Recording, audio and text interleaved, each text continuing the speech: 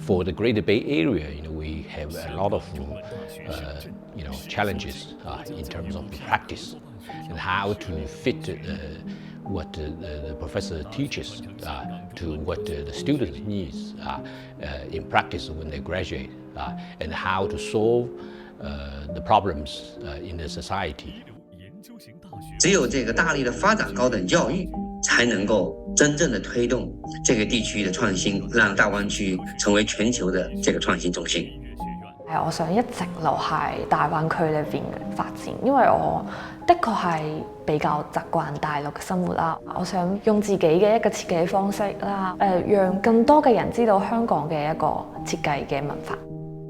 然後我覺得 UIC 的畢業生來到香港的一個優勢，第一個當然是語言的優勢了。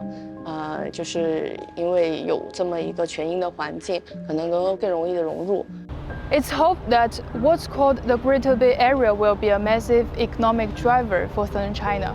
But better higher education integration with right courses is going to be needed to make it work.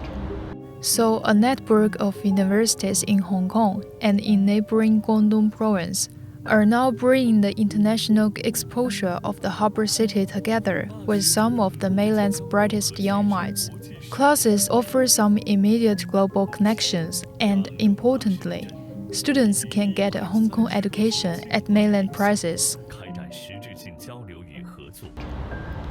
In this episode of Hong Kong Enquirer, we'll look at the move to link up students to boost the entire Greater Bay Area project and discuss how to address potential problems.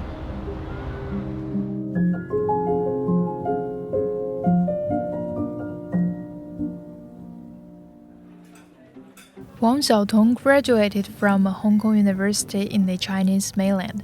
Then she moved to Hong Kong for her master's degree. Last year, this led to her finding a job in the city. 我是读的国际新闻专业。UIC 的课程设置跟香港的是比较贴近的。虽然说我是没有从事这个记者这一行业，但是我觉得说，我们学校的这么一个教学的方式，也让我更加能够适应在香港的一个学习生活。Xiaotong graduated from the United International College in Zhuhai in Guangdong Province. It was the first collaborative university between Hong Kong and the mainland, run by Beijing Normal University and Hong Kong Baptist University. Xiaotong shared some thoughts about her study life there. 我们专业的老师来说的话，大部分都是港籍和外籍的，然后有大陆的老师也是大部分都是基本上都是有国外学习以及工作的经验。UIC 的国际新闻专业会比较的偏向实践性，我们会去尝试很多不同的方式，我觉得说这是一个好处。When it comes to actually getting a job after study, these joint schools are said to be preparing students for both Hong Kong and Guangdong's nearby cities. I met Professor Xiao Gen from the Chinese University of Hong Kong in Shenzhen. In terms of the latest technology, for example, data, we have a school of data science, which is very strong, and Shenzhen, is particularly strong in the so-called internet and data science. Both Tencent and Huawei, they hire a lot of our students. In our school, one of the most important major is actually finance. So that means that our students can go to the financial sector, and that is very strong, in Hong Kong. All our degrees are actually offered, issued by the Chinese University of Hong Kong. So we have no differences in terms of the degree.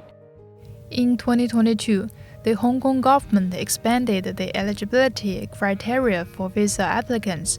It allows graduates from the Greater Bay campuses of Hong Kong universities to apply for 2-year work visas.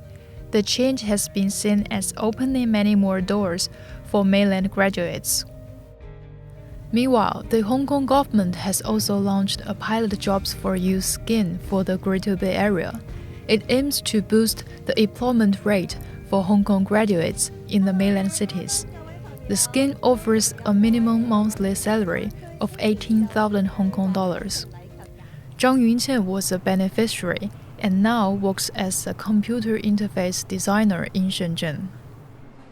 一開始咧就係聽話呢個 GBA 咧係好多人工啦，覺得好吸引。之後咧又覺得，因為我本身係大陸讀書啊嘛，其實咧比較習慣咗大陸嘅生活，所以我就嚟咗。